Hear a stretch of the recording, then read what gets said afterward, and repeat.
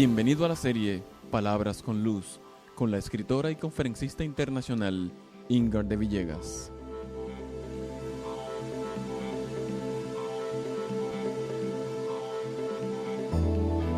La serie Palabras con Luz es un compendio de consejos y orientaciones científicas y espirituales sobre tópicos y situaciones de la vida diaria. Busca iluminar tu entendimiento en cada capítulo de manera que puedas trascender dificultades cotidianas, crecer en el sendero espiritual y convertirte en protagonista de la emocionante película que es tu vida.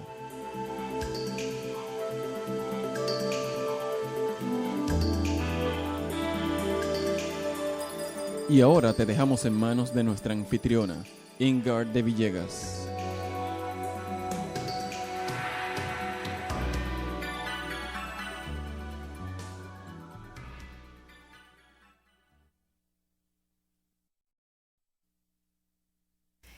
Para esta noche hemos preparado un tema que trata del origen de los conflictos en el ser humano y está basado en aspectos psicológicos que tienen que ver fundamentalmente en el comportamiento que tenemos hoy en día.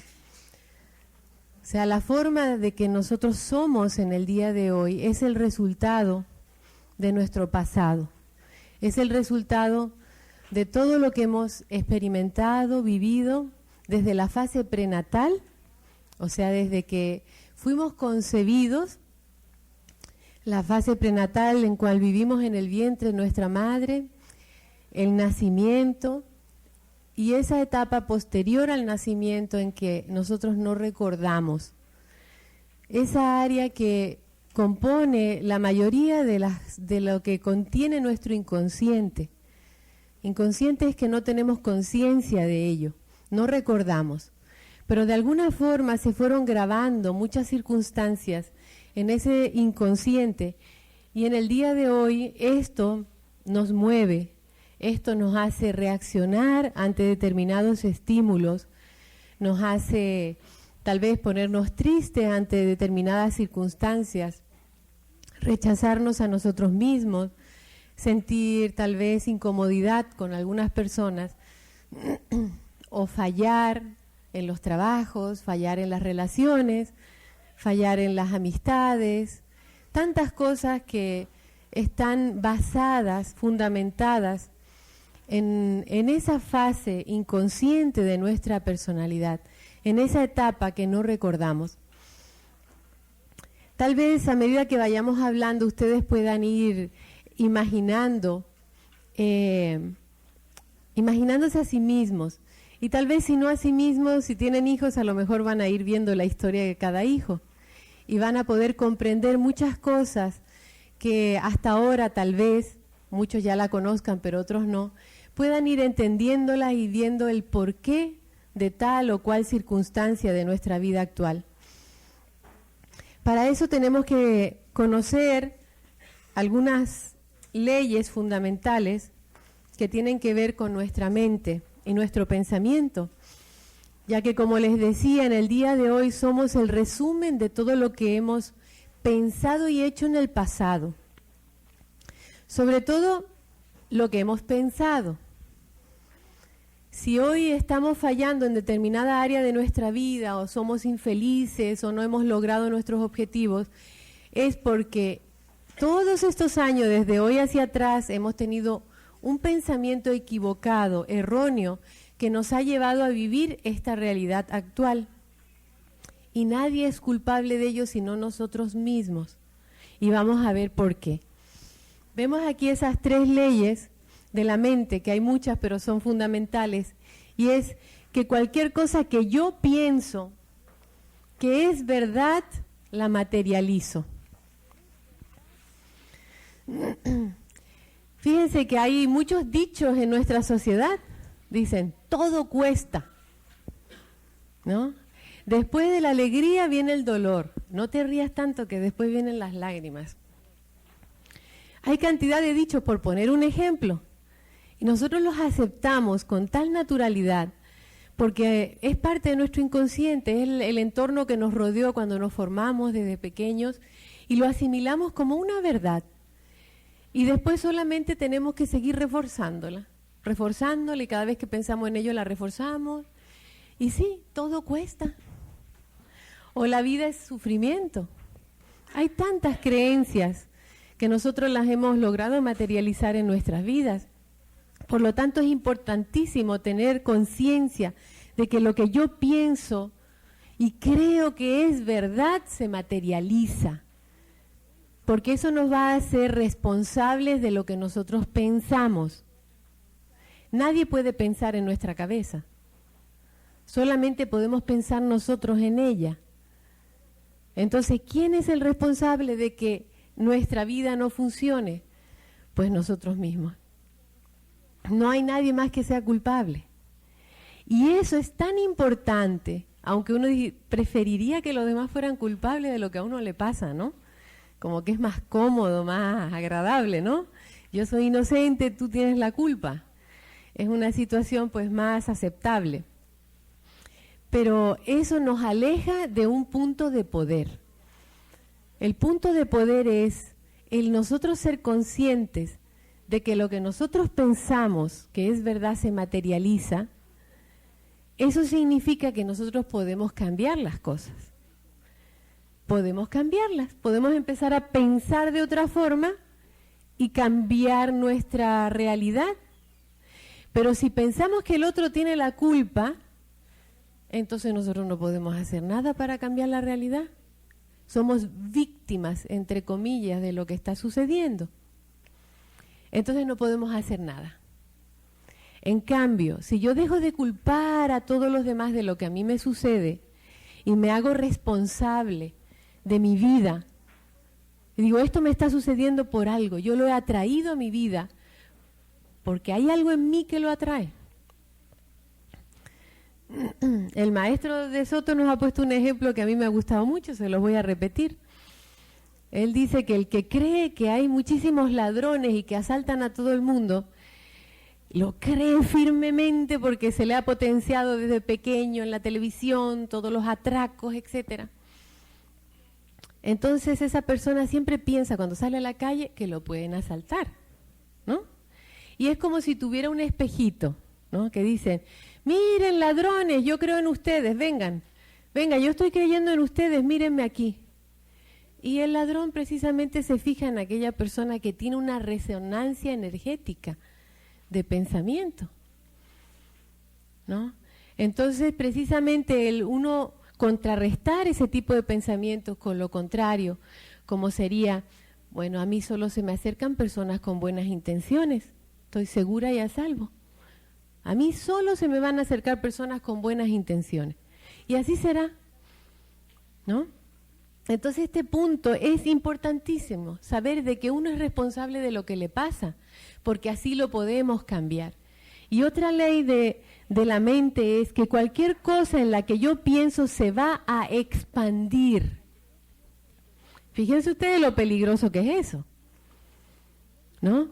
Yo estoy lanzando 50.000 pensamientos diarios al universo, que es lo que más o menos se ha calculado que es. 50.000 pensamientos diarios. Y el universo, Dios, la divinidad, queramos llamarle como queramos, la energía creativa, nos dice que sí a lo que pensamos. Nos aprueba lo que pensamos. Entonces es muy peligroso uno pensar cualquier cosa. ¿Cuántos de esos 50.000 pensamientos son positivos? ¿Cuántos de ellos son negativos, autodestructivos, de enfermedad, de muerte, de dramas? ¿No? ¿O cuántos de ellos son neutros, que no tienen en sí una trascendencia? ¿Somos realmente conscientes de que tenemos en nuestras manos un arma que es maravillosa, pero que a la vez es peligrosísima? Nos han dado el libre albedrío de tener una mente en la cual podamos pensar lo que queramos, pero eso tiene sus consecuencias. Entonces, si yo sé que lo que yo pienso se va a expandir, se va a agrandar, tengo que tener mucho cuidado con lo que yo pienso. Mandar al universo, mandar a la divinidad, mandar a donde vayan mis pensamientos, pensamientos positivos, no solo para mí misma, sino para todo lo que me rodea, porque eso es, ya nos hablaba ayer mi esposo de la causa y el efecto, ¿no? Lo que yo le deseo a los demás, lo que yo pienso de los demás, también voy a tener una retribución a cambio. Entonces son leyes muy sencillas, pero que aún no dominamos. La gran mayoría de nosotros no las dominamos y nos atrevemos a dejar nuestro pensamiento que divague y hasta a veces haga cosas terribles, ¿no? A nivel mental. Y todo eso tiene sus consecuencias. Después tenemos otra ley que es: el pensamiento es creativo y yo soy el pensador. Si el pensamiento es creativo, materializa, crea cosas, y yo soy el pensador, entonces yo tengo que aprender a usar ese pensamiento. Tengo que aprender a crear cosas que sean positivas tanto para mí como para los demás. También en estas 3 leyes nosotros podemos ayudar a las personas que vienen con esa mentalidad tan negativa, contando desgracias, y se forma una cabeza sideral. A veces uno está reunido en un grupo de amigos y viene alguien a contar solo desgracias y muertes y cosas así, ¿no? Y como que de pronto todo el mundo se siente como incómodo, como que se quiere ir y como desagradable, ¿no? Y son porque las vibraciones tienen niveles. Hay vibraciones muy sutiles, muy livianitas, como son la alegría, el amor, la felicidad, la armonía, ¿no? Pero ahí van aumentándose leyes a esas vibraciones dependiendo de lo que contengan. Y las leyes más pesadas que existen son precisamente las que tienen que ver con muerte, con odio. Son leyes pesadísimas. Entonces, siempre que uno está en un ambiente así, aunque no quiera, esas vibraciones están en el universo, nos rodean, nos traspasan. Y por más que lo queramos evitar, estamos en contacto con todo ello. Entonces, en esos momentos tenemos que ser muy conscientes de nuestro pensamiento. Yo siempre me pongo con alguna afirmación positiva, aunque estoy hablando con la persona y me está diciendo cosas negativas, yo estoy con mi mente diciendo una frase positiva para contrarrestar ello. Y la sigo mirando a los ojos y al rato esa persona comienza a cambiar a otra tónica más superior. Y lo he hecho como experimento y funciona. Y no solo se beneficia a la otra persona, sino uno también. Vamos a ver esto primero.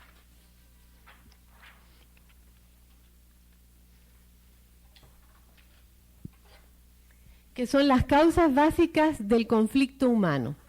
Son los factores que causan infelicidad en el ser humano. Los vamos a detallar, no mucho en profundidad, debido a que el tiempo no nos daría para ello. Quiero enfocar mi atención en otra área, pero sí los vamos a mencionar porque tienen que ver en el origen de los conflictos del ser humano. Como decíamos, existe el trauma de nacimiento, que esto en realidad está incluido aquí el trauma de concepción, la fase prenatal del bebé y también el nacimiento. Muchos dirán, ¿pero qué tiene que ver? La mayoría de los bebés nacen normales. Tienen un parto normal, una gestación normal. Yo solo les voy a poner algunos ejemplos para que ustedes vean el gran matiz de situaciones que se pueden generar con esos supuestos nacimientos normales que tenemos. Imaginen ustedes una persona, una señora que quedó embarazada y no tenía esposo, no se había casado, ¿no? Bueno, quedó embarazada y comenzó su vía crucis, ¿no? Empezar a enfrentar a la sociedad, los miedos, los temores, el rechazo, la crítica, la misma desaprobación que ella misma se daba a sí misma mientras estaba embarazada, un ejemplo. Pero era un embarazo normal, ¿no? Completamente normal. Después ella quería que naciera varón y nació niña, por ejemplo. También fue un parto normal. Ahora tenemos otro bebé de otra familia en que era una pareja que se amaba mucho, programaron tener un niño, querían ese niño y que fuera lo que fuera. Bueno, y con todo el amor del mundo trajeron ese niño y le dieron vida, le dieron una bienvenida maravillosa, lo amaban. Desde antes de pensar que iba a nacer ya lo amaban. Y tuvo un parto pues agradable, la gestación de la madre fue siempre armoniosa, se rodeó de ambientes excelentes, fue al campo, a la naturaleza, oyó música hermosa, no estuvo en contacto con películas de terror ni de miedo, ¿no? Y vivió una vida apacible y normal, ¿no? Ahora vamos a otra familia que tiene 7 hijos y viene el 8º. Y están con unos problemas económicos terribles. Y dicen, otro embarazo más. Yo no quería tener otro niño más. O sea, un embarazo no deseado, ¿no? Y ahí, pues, como pueden, salen adelante y tienen el bebé, ¿no? Como uno más y sin darle las atenciones ni los incentivos suficientes a ese niño. Y todos han sido embarazos normales y nacimientos normales. Entonces vemos que hay una gran variedad de circunstancias y muchos de nuestros problemas se originan en esa fase prenatal y de nacimiento.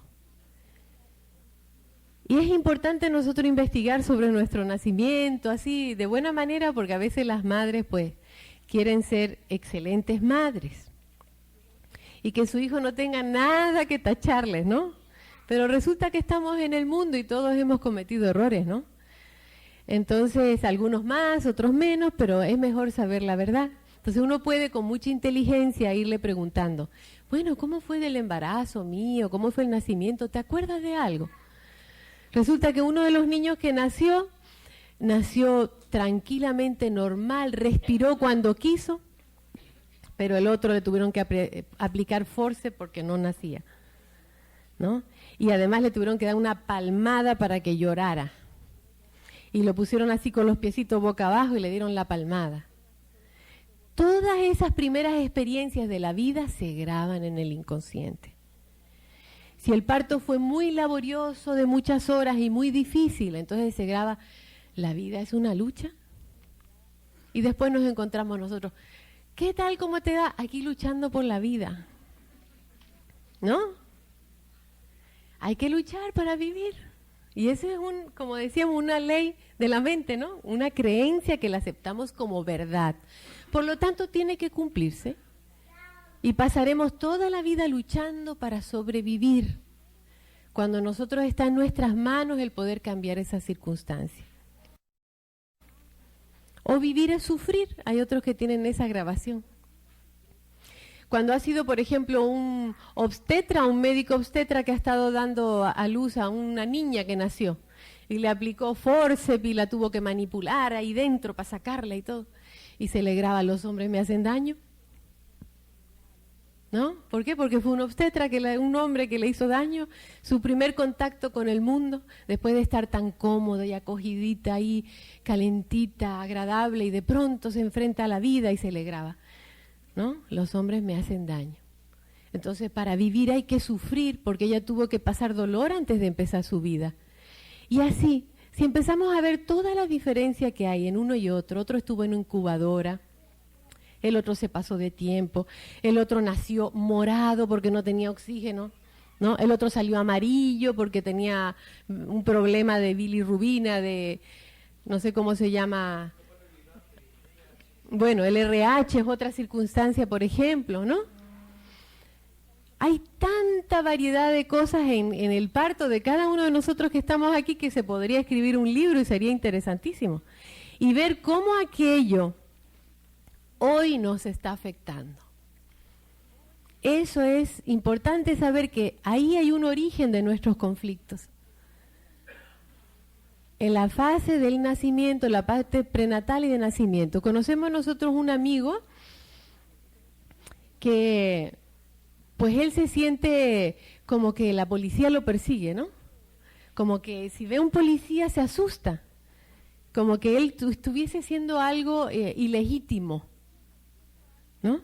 Y él nos comentaba esta situación y a través de una práctica que pudimos realizar con él, él pudo ir a la fase prenatal y efectivamente él fue un niño en que la madre era en un pueblito muy chiquitito en algún país donde habían unas connotaciones sociales terribles, ¿no?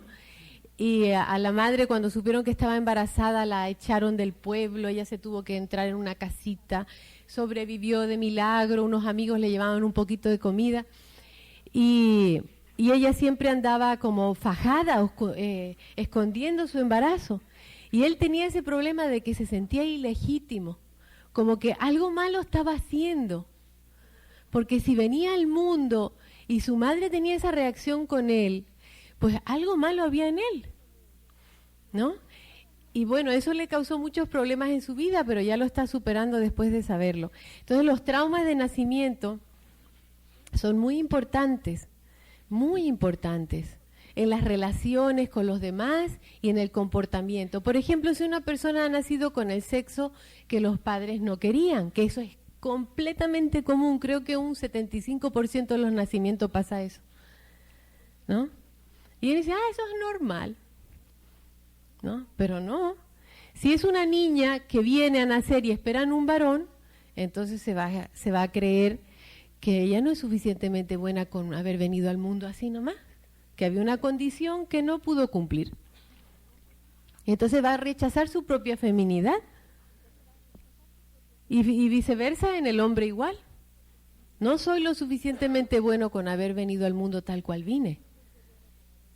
Y entonces va a considerar que lo de la mujer es mucho más valioso que lo del hombre. Me refiero en el aspecto femenino en cuanto a todas las labores que uno desempeña, ¿no? A toda la energía femenina y la energía masculina. No solamente en cuanto al aspecto sexual se refiere. No, a veces no tiene nada que ver con eso, sino pues habría mucho más problemas de esa índole, ¿no? Pero vemos que esto sí es un factor determinante en el origen de los conflictos del ser humano.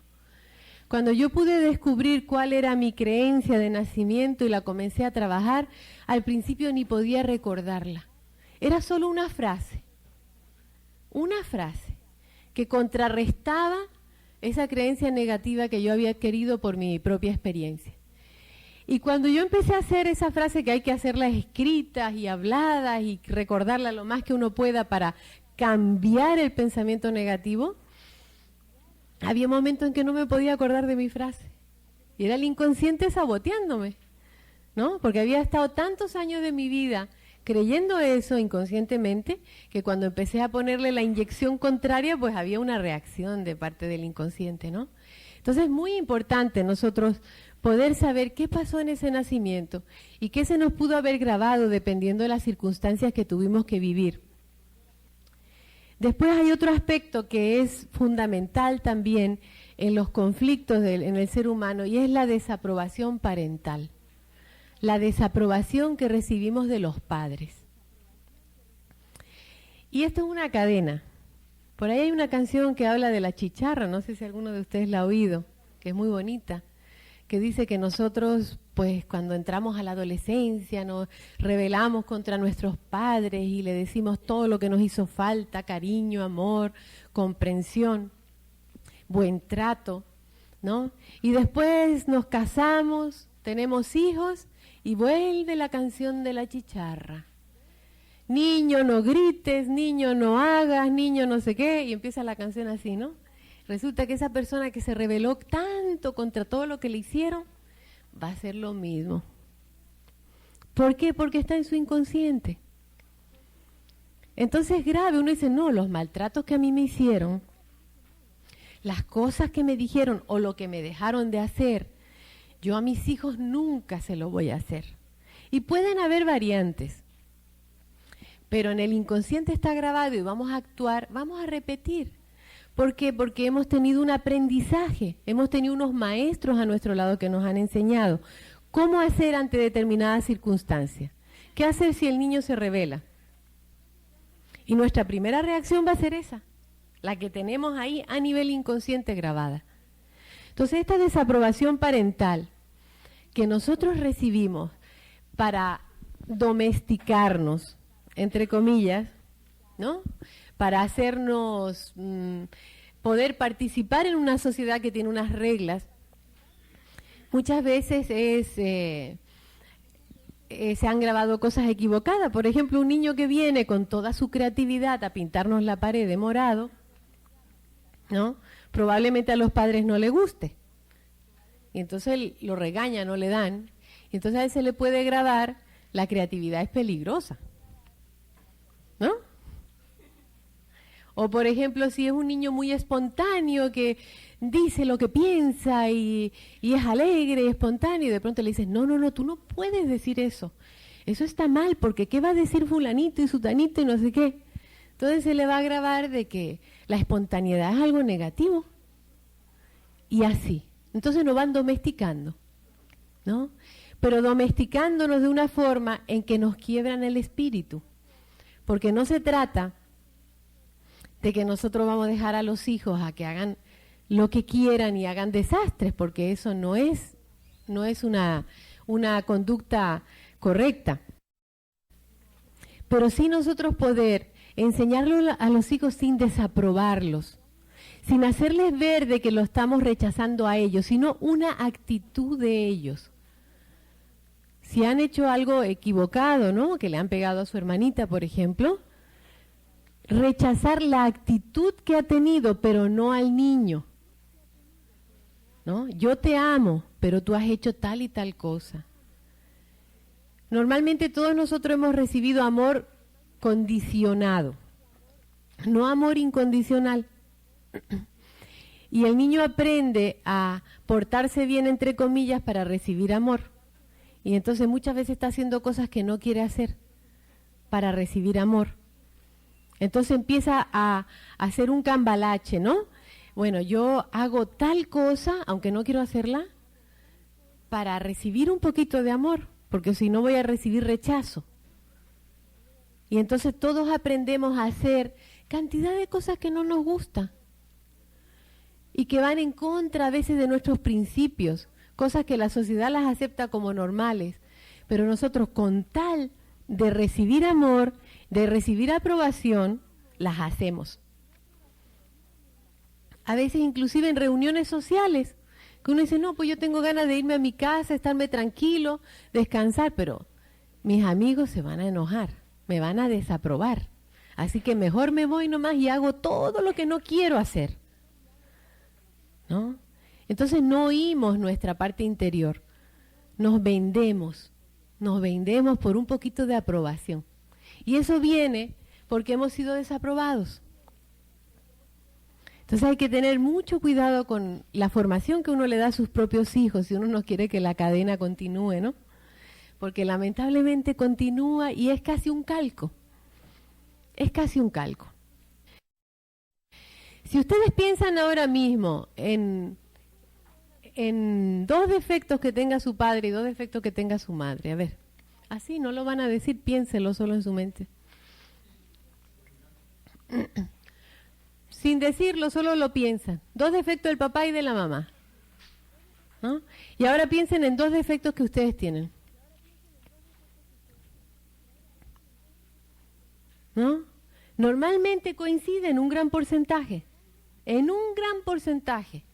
y lo que más detestamos en el padre o en la madre lo tenemos, ¿no? Y entonces es así, y vamos de cadena en cadena y decimos, uy, las familias sí se parecen, ¿no? Claro, porque la etapa prenatal, de nacimiento y los primeros años de vida que no recordamos es donde grabamos todo como una cinta en blanco.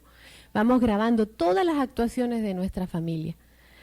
Después tenemos lo que llamamos los específicos negativos, y que estos vienen siendo la grabación raíz que se grabó en el nacimiento.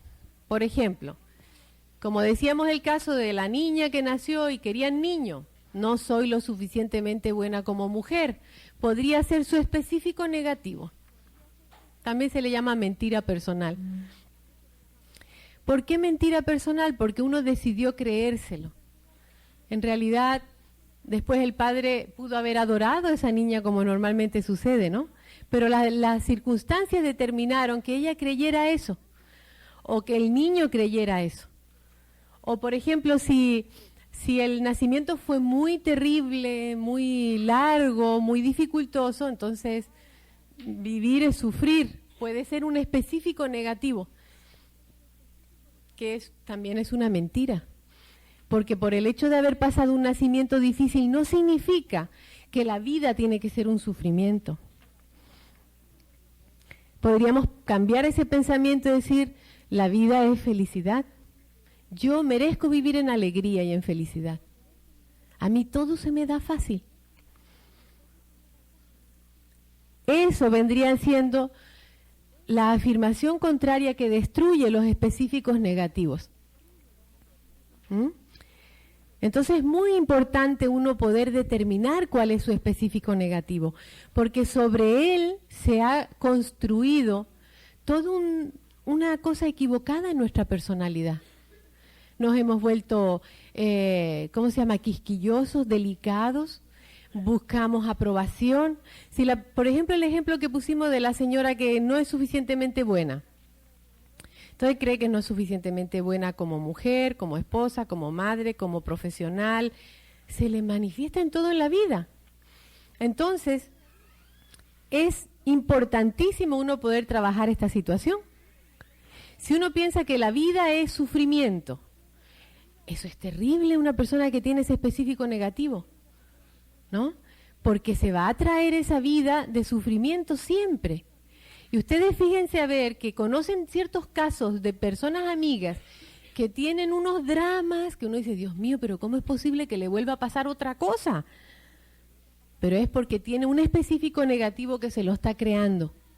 Y esa persona está pensándolo todo el tiempo. Y como la ley de la mente es lo que pienso se materializa, así es. Y seguro que se va a traer a toda la gente que le va a causar sufrimiento en su vida, para que pueda vivir eso que cree, para que se le convierta en realidad.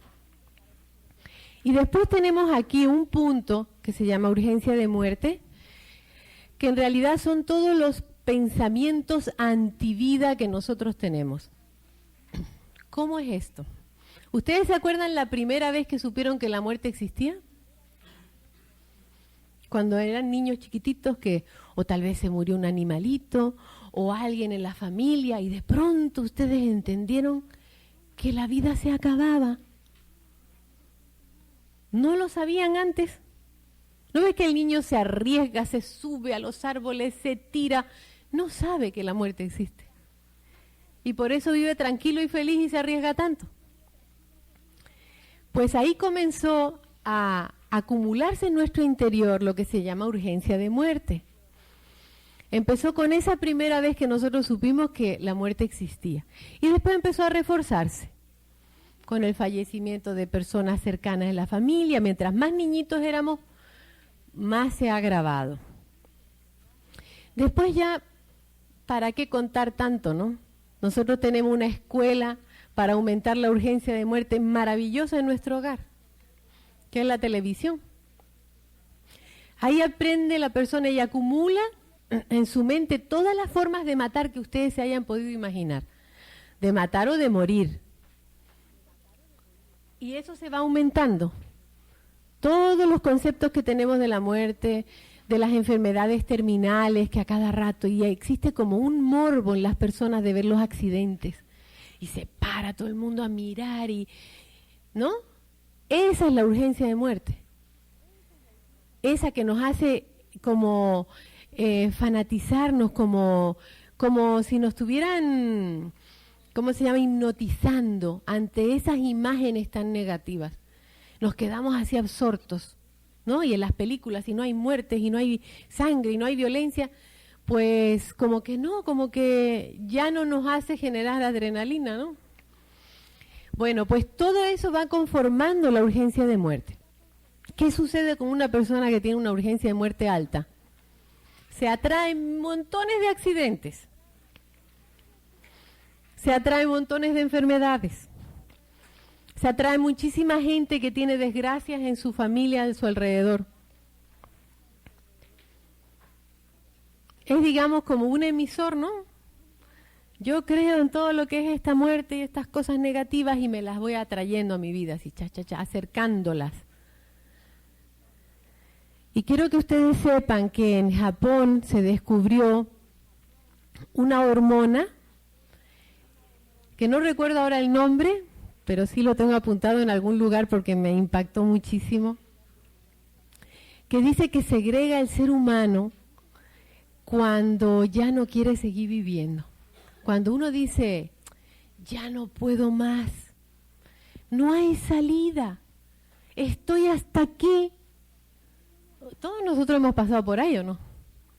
Eso es cuando los impulsos de muerte están muy altos. No puedo más. ¿Qué sucede en ese momento? Que se genera esa hormona que lleva una información de autodestrucción de las células. Ya no puede seguir creciendo el ser humano porque no tiene ese estímulo de vida, de seguir aprendiendo, de seguir haciendo. Dice, ya no me interesa nada en el mundo. Ya no hay nada que me atraiga. Entonces es una derrota. Y un ser humano que está en esas condiciones es mejor que deje su cuerpo físico. Entonces realmente la muerte no es así como pensamos, sino que es un suicidio, según lo que dice en este artículo los japoneses. Dice que la muerte es un suicidio. Cuando son de este tipo de muertes, ¿no? Cuando no son accidentes así. Entonces hay que tener mucho cuidado con nuestra actitud. Si nuestra vida está muy llena de situaciones, así como le digo, de accidentes, de dramas, de tragedias, de personas que nos atraemos, pongamos mucho cuidado. Hay que bajar esta urgencia de muerte rápidamente. Hay que sacar los pensamientos antivida. Tenemos que generar en nosotros impulsos de vida, cosas que nos ayuden a querer vivir. Ahora dirán, ¿cómo? A ver, piensen ahora mismo ustedes algo que les haría amar más la vida si ustedes lo tuvieran. Piensen nada más una cosita en la mente. A veces es poder estar un mes en la playa en el Caribe. Otro dice, no, que me den masaje y yo me pueda relajar. Otro dice, ay, ganarme la lotería. Otro dice, ay, tener un hijo. ¿Qué? Seguro que nosotros podemos hacer una lista larga de cosas que impulsarían nuestros deseos de vivir. Y también hay otro descubrimiento que han hecho y es que las neuronas crecen, que aumentan la cantidad de neuronas que existen, pero solamente en las personas que están aprendiendo cosas nuevas. ¿Qué significa eso? Que no es verdad que uno con lo que, ya, yo lo que aprendí, ¿para qué voy a aprender más? Ya, con eso ya me sirve para pasar el resto de mi vida. Pues no. Hay que seguir aprendiendo siempre. Mientras más aprende la persona, más se impulsa su vida. Y ese organismo sabe que tiene muchas otras cosas que hacer. Entonces es importantísimo hacer una lista de 100 cosas que me faltan aún por hacer en esta vida. Y apuntarlas. Y 100 cosas. A mí me lo hicieron de otra manera. Me dijeron, en un seminario, ¿no? Me dijeron, bueno, si vivieras 1000 años, ¿qué cosas harías? Y algunos saltaban y decían, 1000 años, ¿y para qué? Vivir una vida como esta, puro sufrimiento, 1000 años, no quiero seguir viviendo. Y le rebotaban, miren, sus específicos negativos, todo le salían a las personas, ¿no? Y otro decía, uy, pero qué aburrimiento, ¿no? 1000 años. Entonces resulta que su vida era muy aburrida, ¿no? Pero yo me puse a hacer una lista de todas las cosas que yo haría si vivía 1000 años y me salieron un montón de cosas, ¿no? Entonces eso va haciendo que si a nosotros nos salen poquitas cosas, saber que tenemos que aumentarlas, saber que tenemos que crear vida en nuestras vidas, que estamos languideciendo. ¿Por qué? Por falta de esos estímulos, por falta de aprendizaje, por falta de hacer trabajos que nos quiten estas creencias que nos están saboteando la vida, ¿no? Nos vamos buscando la circunstancia para sabotearnos la vida. Ahora vamos a pasar a una pequeña historia. Y es para ver otro de los grandes problemas que tiene el ser humano y que ese sí es fácil de solucionar. Y aquí hay una pequeña historia que dice que érase una vez un rey que quería saber cuál era el lenguaje natural del ser humano. O sea, sin que nadie se lo enseñara. Solito, ¿cómo iba a hablar ese ser humano, no? Cuando no estaban influenciados por el lenguaje que hablaban los demás. Entonces lo que hizo es que separó un grupo de recién nacidos y los confinó en un lugar donde tuvieran los cuidados necesarios, todo cubierto, ¿no? Para sobrevivir, ¿no? Pero que no tuvieran contacto alguno con la gente, para que así no aprendieran el lenguaje de nosotros, ¿no? ¿Saben qué ocurrió con esos niños? Murieron por falta de estímulos. Vamos a ir a la otra página. Aquí estímulos le vamos a llamar también caricias. No porque sea una caricia física, sino por llamarles así. Vamos a mencionar algo sobre los estímulos que necesita el ser humano para sobrevivir. Y el por qué nosotros muchas veces nos saboteamos la vida. Vamos a primeramente a ver unos experimentos que han hecho algunos científicos para poder basar lo que les vamos a decir. Levine hizo un experimento y sacó unas conclusiones, lo hizo con animales, que fueron ratones. Sacó una conclusión, que cualquier estímulo, aunque sea negativo, es mejor que el abandono. Esa fue su conclusión de su experimento y vamos a ver qué fue lo que hizo. Él tenía unos ratoncitos y puso 3 grupos de ratones. En uno le puso en una jaula que los llevaba todos los días, a las 12 del día, los metía en esa jaula y le daban choques eléctricos. Terrible, ¿no? A la misma hora todos los días. Pero volvían, los agarraban y los llevaban a su jaula original. Después el segundo grupo no los tocaron para nada, ni los sacaron de su jaula, ni nunca los tocaron. Y el tercer grupo estaba en la jaula permanentemente, pero los tocaban a la misma hora, a las 12 del día iban y los acariciaban. O sea, le daban a estos estímulos negativos, a los otros positivos, y habían unos que no los tocaban para nada, ¿no? Entonces, la estimulación positiva o negativa acelera el funcionamiento del sistema glandular suprarrenal. Esas fueron las conclusiones que sacaron. ¿Qué pasaba? Que los ratoncitos que habían sido puestos con choques eléctricos o que habían sido acariciados a la misma hora, abrían los ojos antes, el pelo les crecía más rápidamente y habían adquirido más peso al dejar de mamar que los del grupo que nadie los tocó. Vamos a poner la otra. Entonces él sacó cualquier estímulo es mejor que el abandono, o sea, ya sea positivo o negativo era mejor que el abandono. Cuando los ratoncitos los contrariaban, no reaccionaban, atacaban pasivamente como si aceptaran la situación. Los que nunca habían sido tocados ni enfrentados a situaciones nuevas, aceptaban todo lo que les viniera. No reaccionaban, no sabían defenderse ni a favor ni en contra, ¿no? Y si lo llevamos al ser humano, pues pasa algo muy parecido. El abandono es lo peor que se le puede hacer a un ser humano, pero ya lo iremos viendo. Los astronautas los entrenan intensamente en cámaras antigravitacionales sin estímulo alguno, para que no enloquezcan y se conserven sanos al pasar tanto tiempo en el espacio, porque no tienen estímulos, ni de sonido, ni de luz, nada, o sea, están solos, ¿no? Y si ustedes ven desde las bases de aquí, les hablan a ciertas horas y los despiertan y no sé qué, no hay ningún estímulo para ellos y se pueden enloquecer. Son muy pocas las personas que pueden resistir 48 horas sin ningún tipo de estímulo. Y esto también se ve en las cárceles donde los aíslan a las personas, es el castigo más grande que le pueden hacer. Se enloquecen las personas, ¿no? Entonces ellos prefieren que les peguen antes que los aíslen y los abandonen.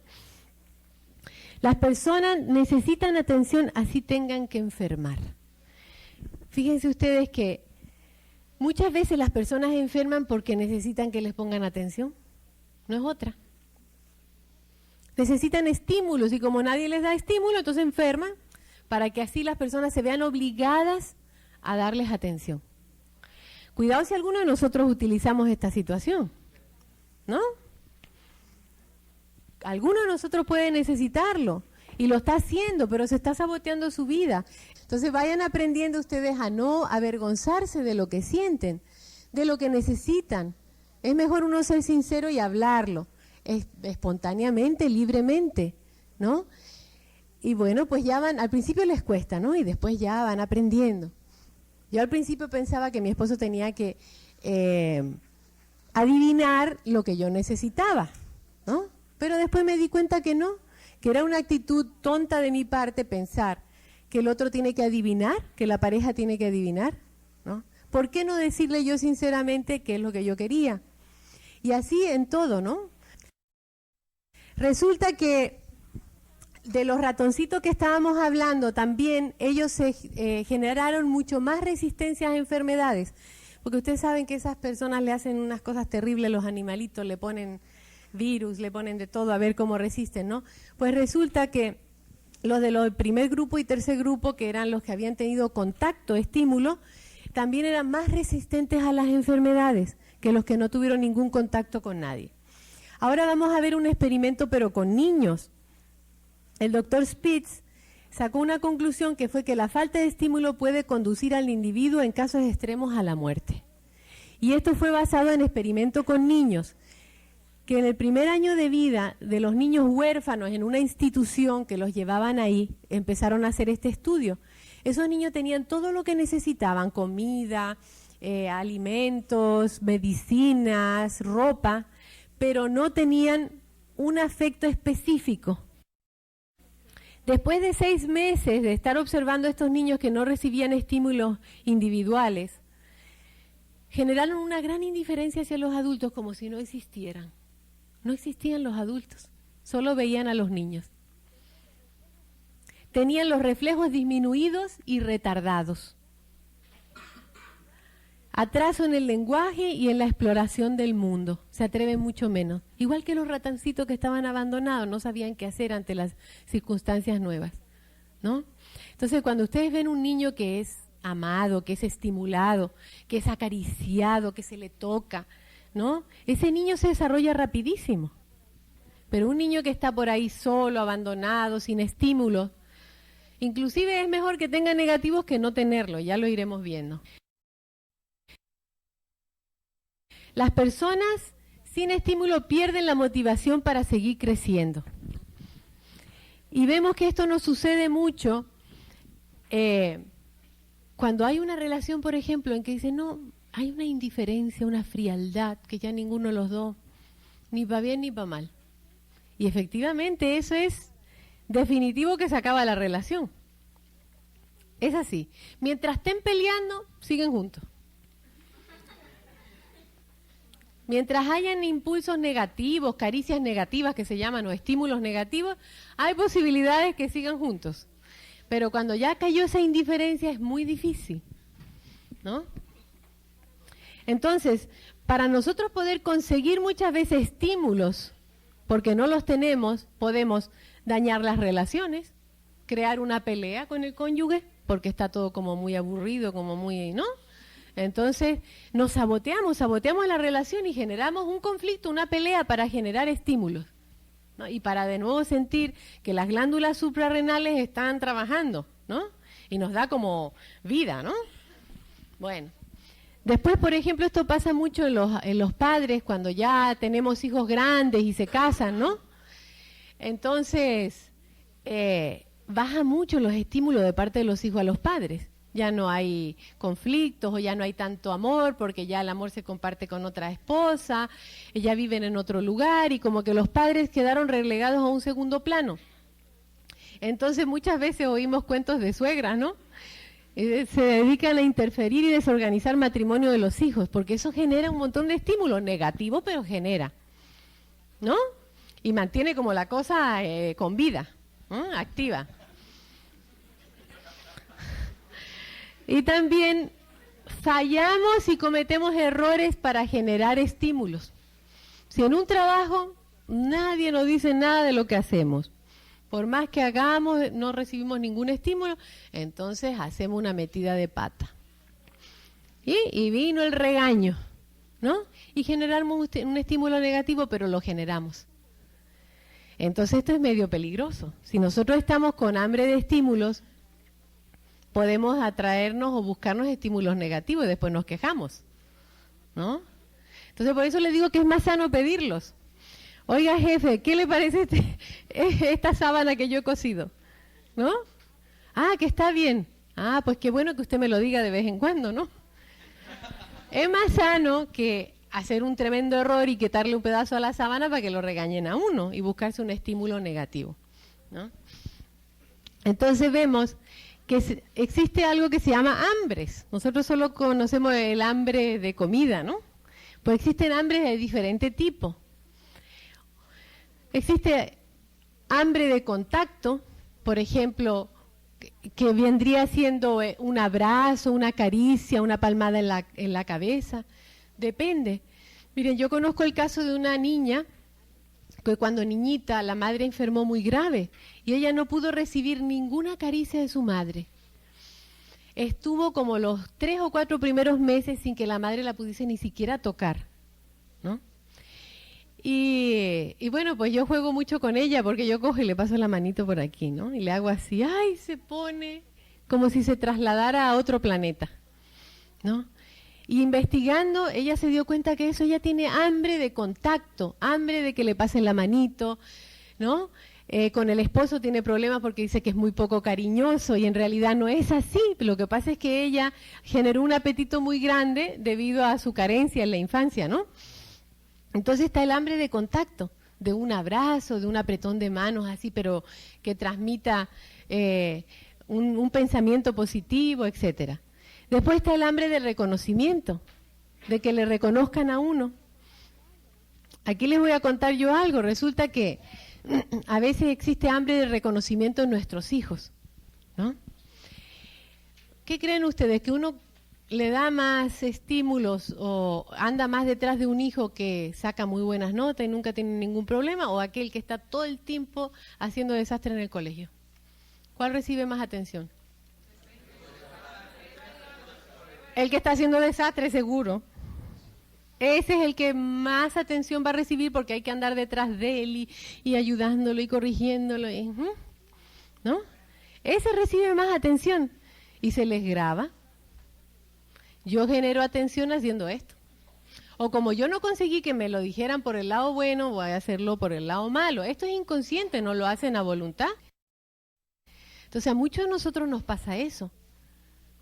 ¿Qué creen ustedes? Que un joven que está drogándose y haciendo 20 cosas negativas, lleva más atención que uno que está casado, tranquilo, tiene su familia, es un niño ejemplar. Lo lleva el que está con la droga. Y es así, ¿no? Entonces nosotros tenemos que empezar a estimular a los que lo están haciendo bien. Cada vez que un niño haga algo bien, estimulémoslo. Muy bien, excelente, reconocérselo. Porque así va a aprender dentro de sí de que puede recibir estímulos con las cosas positivas y que no necesita sabotearse la vida ni sabotearlo a nosotros para que generara atención. Cuando un niño se porta muy mal, llámelo, cógenlo y denle un buen abrazo, pásenle la manito por la cabeza, díganle algo lindo. Verá cómo se aquieta. Está buscando atención. Reconocimiento. Entonces también existe la hambre de estructuras.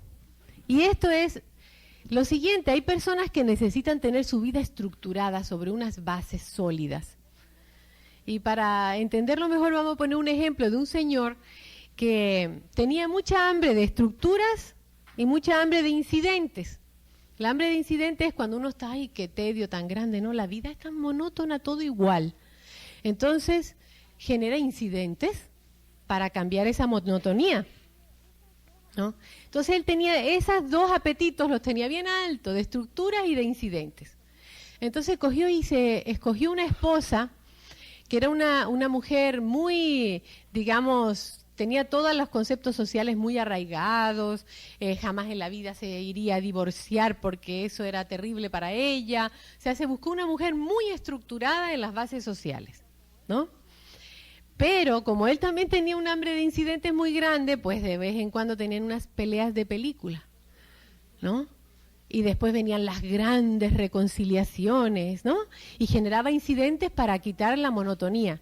Pero él estaba seguro porque sabía que ella le iba a soportar todo, ¿no? Entonces pudo vivir su vida manteniendo estas dos hambres más o menos a nivel, pero de una manera negativa, ¿no? Si una persona tiene hambre de estructuras, que necesita tener toda su vida organizada, saber dónde deja las cosas, ¿no?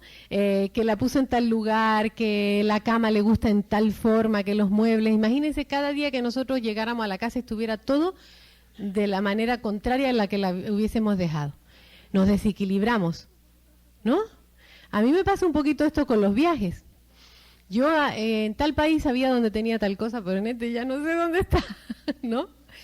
Entonces, le genera a uno como esa necesidad de estructurarse, de organizar de nuevo y saber dónde está todo.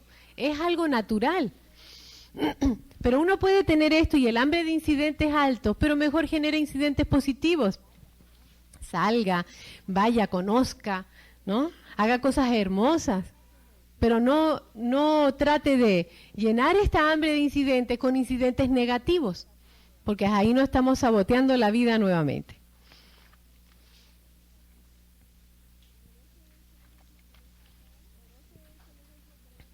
Bueno, este es el ejemplo que les he hablado y también sabemos que las hambres existen, están ahí.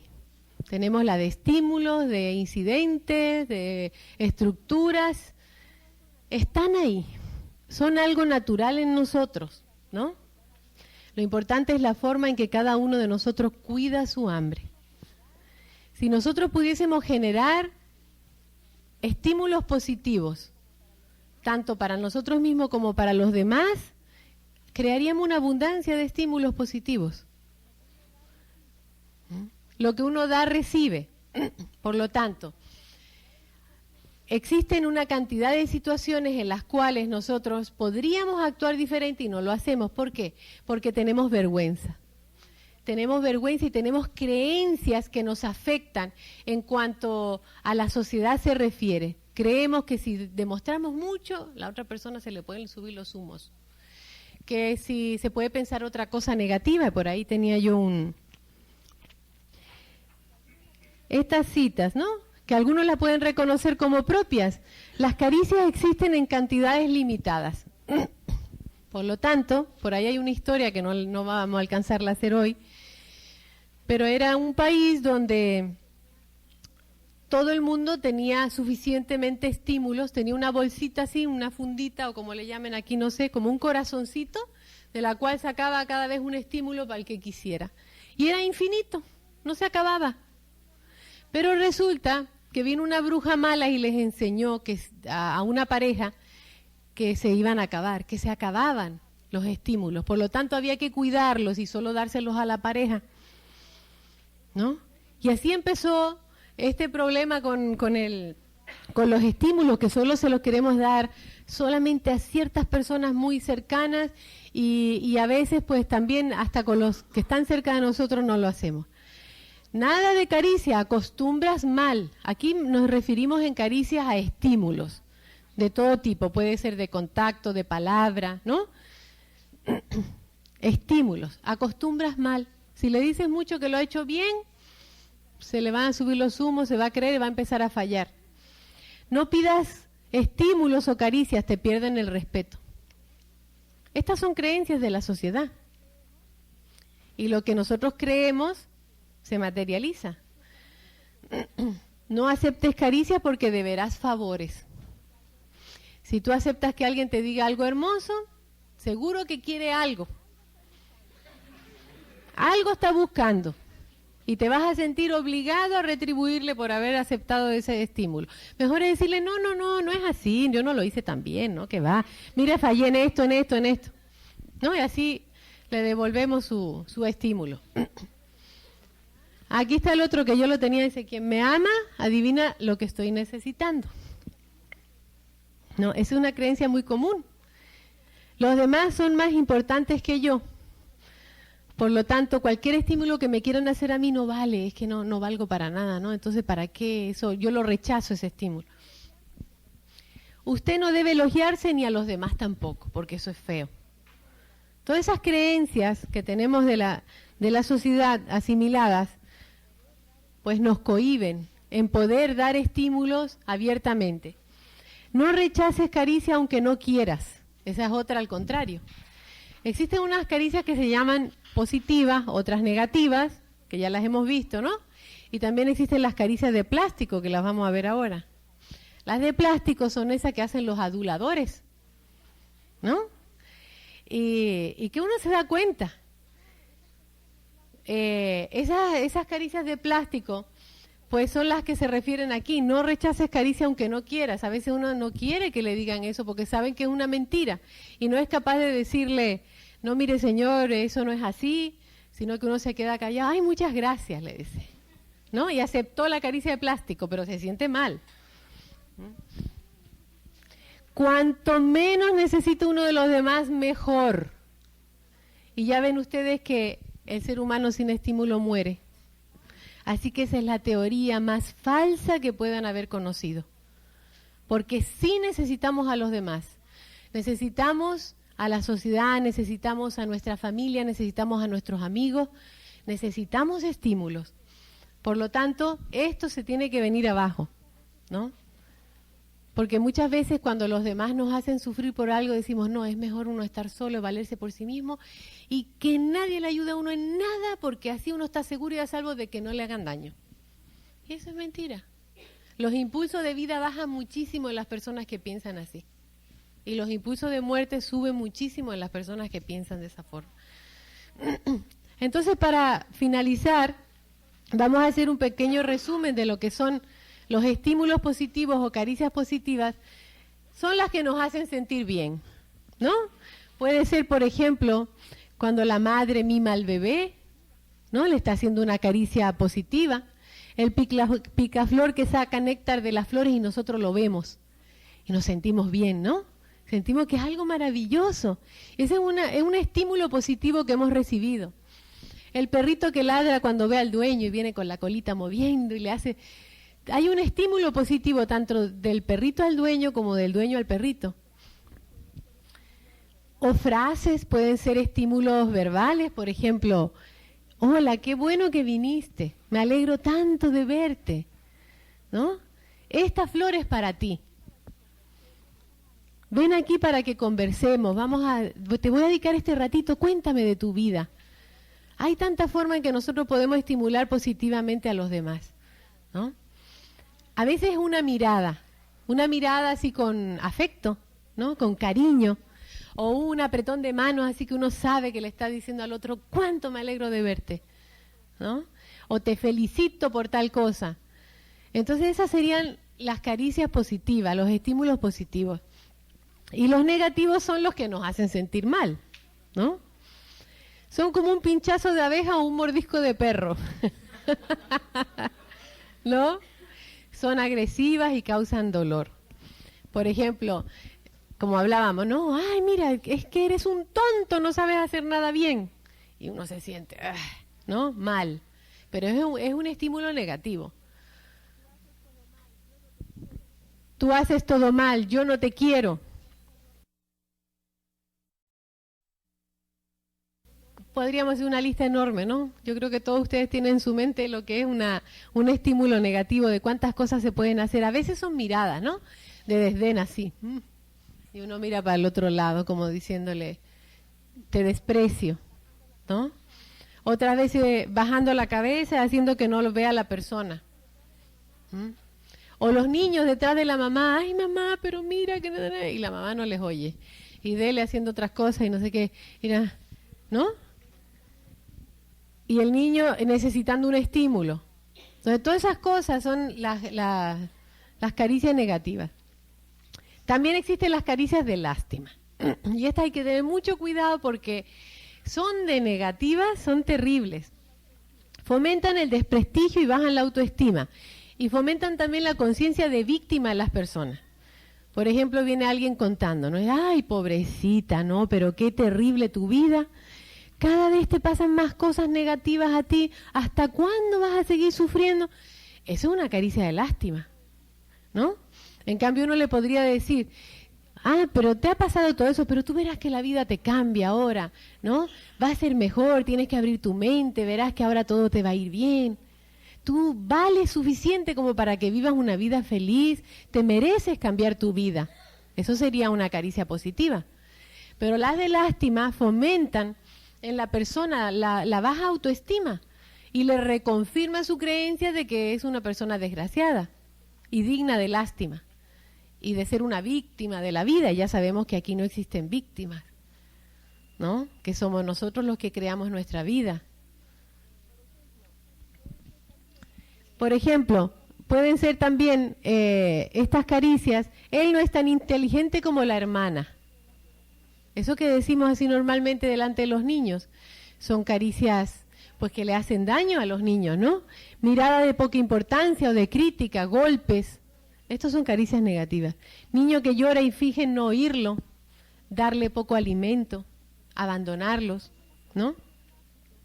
Y después vemos las caricias de plástico que no son verdaderas y lo usan mucho los aduladores. Por ejemplo, fíjense ustedes los políticos después de que tienen un puesto de mucha importancia, ¿no? Y que adquieren una cantidad de caricias de plástico, pero enormes. Y de pronto dejan el cargo. Y ya no reciben nada, no reciben estímulos. A menos que tengan una familia muy consciente de la situación, hay una baja de su autoestima ahí grande. Porque de pronto era el gran personaje que todo el mundo le daba caricias de plástico, aunque las caricias de plástico no sirven, nada más que por un momentito después ya no satisfacen porque uno se da cuenta que es plástico, que no es una flor verdadera, ¿no? Entonces eso les pasa a ellos. Cada cual es responsable de aceptar este tipo de caricias, pero no satisfacen nuestras necesidades de relaciones verdaderas. Nosotros necesitamos estímulos, pero verdaderos, reales, que uno realmente los sienta. ¿Qué pasa? Que así como existen problemas en el dar y en el recibir dinero, que todos nosotros generalmente tenemos problemas en esa área, nos sentimos a veces mal recibiendo dinero o a veces nos sentimos mal dando dinero, tenemos un conflicto ahí. Pues igual pasa con las caricias, con los estímulos. Nos sentimos a veces no merecer los estímulos y los rechazamos. Otras veces no nos atrevemos a darle un estímulo a los demás porque pensamos, una de las tantas creencias que vimos antes, ¿no? Hay un conflicto en esa área, no sabemos manejarlo. Hay una resistencia a que nosotros podamos manifestar los estímulos positivamente y a que podamos recibirlos. Y lo que uno da, recibe. Si uno no es capaz de estimular a los demás positivamente, tampoco va a recibir estímulos positivos en la vida. Y para nosotros crear un mundo en abundancia de caricias a nuestro alrededor, de estímulos positivos, tenemos que empezar a darlos para poder recibirlos y seguir dándolos. Y verán que es realmente infinito, que no se acaba, que no cuesta nada, no se da dinero, no nada. Es solamente uno reconocer en los demás las cosas hermosas que tienen, las cosas hermosas que dan. Muchas personas se olvidan de que pueden buscar caricias simplemente por ser como son. Y empiezan a luchar para recibir caricias por hacer. ¿Qué es esto? Si a mí nadie me da estímulos por yo ser quien soy, entonces voy a hacer muchas cosas para recibir estímulos, tanto positivas como negativas, ¿no? Entonces se confunde que con el hacer uno recibe estímulos, pero uno se merece estímulos solamente por ser quien uno es, ¿no? Entonces muchos de nosotros llenamos nuestra vida con hacer cosas, hacer. ¿Y qué es lo que buscamos? Un reconocimiento. Buscamos un estímulo. Buscamos que alguien nos diga qué bien lo has hecho, porque cuando chiquito nadie nos lo dijo, ¿no? Traemos esa hambre de estímulos, de reconocimiento. Entonces, cuidado si nosotros estamos llenando nuestra vida con hacer, con esa finalidad. Porque si nosotros estamos haciendo, porque con eso estamos creciendo, nos estamos desarrollando y nos sentimos plenos y felices, es una cosa. Pero si lo estamos haciendo por recibir reconocimiento, eso es muy peligroso, porque a veces lo recibimos y a veces no. Y entonces se nos viene el castillo de naipes al suelo, ¿no? Vamos detrás de la zanahoria, ¿no? Y resulta que no era para nosotros. Se nos vino el mundo al suelo. Entonces eso hay que tenerlo muy en cuenta, de no hacer muchas cosas por reconocimiento, sino porque realmente nos sintamos bien haciéndolo y que nos llena, ¿no? Para crear abundancia de caricias, tenemos que sentirnos cómodos acariciando a los demás, estimulándolos. Empezar a practicar, a lo mejor a nosotros nos da vergüenza el primer día, ¿no?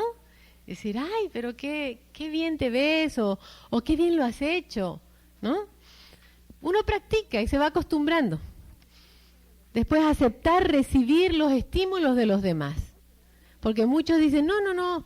Dicen, ay, pero qué bien lo ha hecho. No, que va, si, mira, lo pude haber hecho mejor. O qué bien te queda ese vestido. No, pues si mira qué gorda me veo, que no sé qué.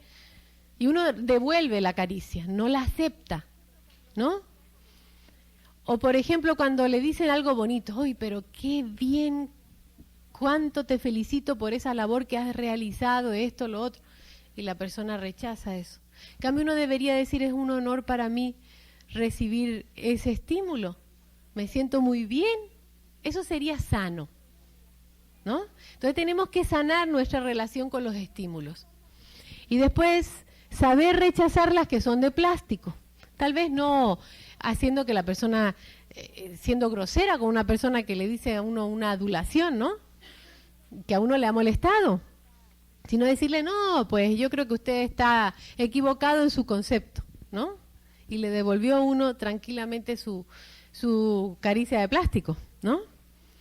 Porque uno no está obligado a recibirlas. Entonces, para crear abundancia de caricias tenemos que sanar nuestra relación con los estímulos. Saber darlos, recibirlos y saber determinar cuándo queremos recibirlo y cuándo no. Y así seríamos sanos en esta área. Entonces ustedes ven que el origen de los conflictos humanos tiene muchos fundamentos. Y nosotros somos realmente, un ser humano es realmente un laboratorio lleno de cosas que hay que investigar, ¿no? Que hay que bucear dentro de sí mismo, sacar del área del inconsciente. Muchas veces solo vemos los resultados, ¿no? Y a raíz de ahí dicen, ¿por qué me pasa esto? ¿Por qué siento esto? ¿No? Y tenemos que ir tirando del hilito hasta dar con la raíz de esa situación, que generalmente está, como dijimos en la primera parte de la conferencia, en las fases inconscientes de nuestra vida, ¿no? Los primeros años de vida, la parte prenatal. Ahí radica. Pero nosotros con esto podemos ayudarnos a crear un ambiente diferente y también a que nuestros hijos tengan una formación diferente. Mire, yo tengo un niñito que es mi nieto y bueno, tiene 5 meses, ¿no? Y bueno, yo le hago estímulos de todo tipo, de todo lo que yo pueda, ¿no? Y digo, este tiene que tener una vida diferente, ¿no? Porque es hermoso, sabiendo, teniendo conciencia de estas cosas, pues estimularle las cosas positivas, hacerle muchas caricias de contacto, porque en un bebé es muy importante, sobre todo en esa fase siendo chiquitito.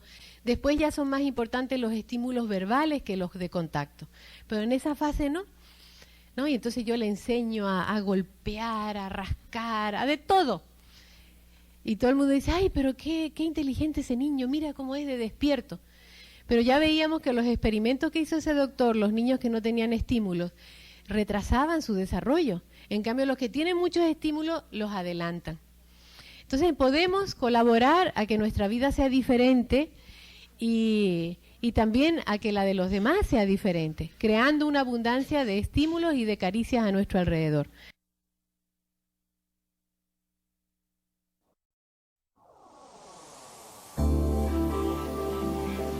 La serie Palabras con Luz es una producción del Dr. Efraín Villegas Quintero, venerable maestro de Soto, la escritora y conferencista internacional Ingard de Villegas y la Asociación Americana de Estudios Culturales Universales ADUSA, New York, Estados Unidos de Norteamérica.